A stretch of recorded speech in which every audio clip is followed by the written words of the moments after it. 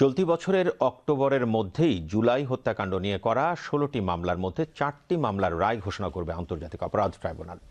বিকেলে সচিবালয়ে জুলাই হত্যাকাণ্ডের বিচার কাজের অগ্রগতি নিয়ে আয়োজিত সংবাদ সম্মেলনে এ তথ্য জানান আইন বিচার ও সংসদ বিষয়ক উপদেষ্টা ডক্টর আসিফ নজরুল। জুলাই হত্যাকাণ্ড নিয়ে এ পর্যন্ত ৩০০-র অধিক অভিযোগ জমা পড়েছে উল্লেখ করে আইন উপদেষ্টা বলেন, এর মধ্যে তদন্ত সাপেক্ষে ১৬টি মামলা দায়ের করা হয়েছে আন্তর্জাতিক অপরাধ ট্রাইব্যুনালে। এছাড়া আওয়ামী সরকারের সময়ে গায়েবী মামলা করা হয়েছিল ১৬,৪২৯টি। এর মধ্যে ১,২১৪টি মামলা আগামী এক সপ্তাহের মধ্যে প্রত্যাহার করা হবে বলেও নিশ্চিত করেন আইন উপদেষ্টা। বিস্তারিত প্রতিবেদনে। ছাত্র জনতার গণঅভ্যুত্থানে গণহত্যা সহ গুম খুনের ঘটনায় অসংখ্য অভিযোগ জমা পড়েছে আন্তর্জাতিক অপরাধ ট্রাইব্যুনালে।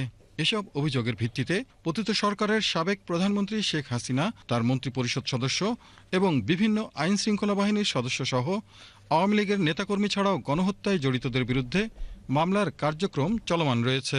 মঙ্গলবার বিকেলে সচিবালয়ে জুলাই গণহত্যার বিচার কার্যক্রমের অগ্রগতি নিয়ে প্রেস ব্রিফিংয়ে আইন বিচার ও সংসদ বিষয়ক উপদেষ্টা ডক্টর আসিফ নজরুল জানান, আন্তর্জাতিক অপরাধ ট্রাইব্যুনালে গণহত্যায় ৩০০টি অভিযোগের মধ্যে ১৬টি মামলার দায়ের করেছে প্রসিকিউশন।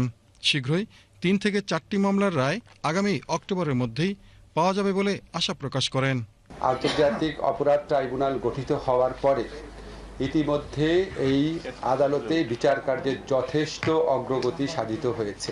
৩০০টির উপর অভিযোগ করা হয়েছে। এর মধ্যে আমাদের প্রসিকিউশন টিম যাচাই বাছাই করে ১৬টি মামলা আনুষ্ঠানিকভাবে দায়ের করেছে।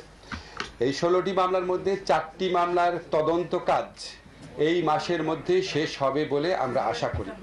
এই আদালতে অব্যাহতভাবে শুনানি হয় বলে এসব মামলার রায় পরবর্তী ৪ থেকে ৬ মাসের মধ্যে প্রদান করা যাবে বলে আমরা আশা করি। অর্থাৎ এই হিসাবে অক্টোবরের মধ্যে আমরা ৩-৪টা মামলার রায় পেতে যাচ্ছি বলে আশা করি। ফ্যাসিস্ট আওয়ামী সরকারের আমলে করা সাইবার সিকিউরিটি আইনে মত প্রকাশের স্বাধীনতা সংক্রান্ত ৩৯৬টি মামলা বিচারাধীন ছিল।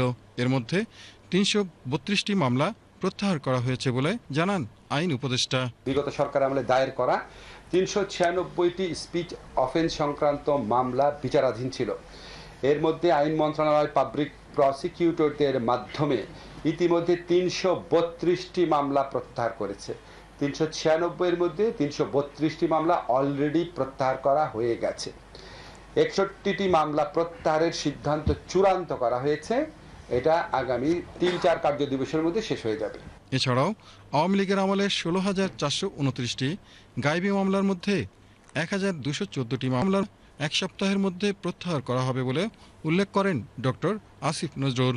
তালিকা করার পর প্রত্যেকটা মামলার রেকর্ড ঘেটে আমাদেরকে দেখতে হয় এটা আসলে জেনুইনলি আপনার রাজনৈতিক হয়রানিমূলক গায়েবী মামলা কিনা, নাকি এটা কোনো রকম কারচুপি বা অনিয়ম করে ব্যক্তির বিরুদ্ধে ব্যক্তির মামলা ঢুকিয়ে দেওয়া হয়েছে। ব্যক্তির বিরুদ্ধে ব্যক্তি হত্যা মামলা আমি তো প্রত্যাহার করতে পারি না, ঠিক আছে? ফলে প্রতিটা কেস রেকর্ড দেখে দেখে দেখে দেখে কনফার্ম হতে হচ্ছে।